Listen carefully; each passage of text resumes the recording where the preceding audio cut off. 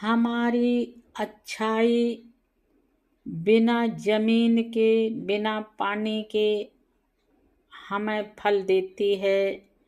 वह अमर बेल की तरह है, हमारे सिर में हमेशा रहती है। उसको न बीज की जरूरत है, न पानी की, न मिट्टी की, बस वह हरी भरी रहती है।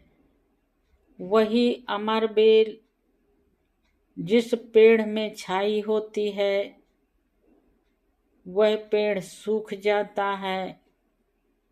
इससे यह अंदाजा लगाया जा सकता है कि पिछले जन्म में उस पेड़ ने उसको कष्ट दिया होगा। इसी कारण उसका नुकसान हो रहा है। राम राम जी। किशोरी सार सुधा।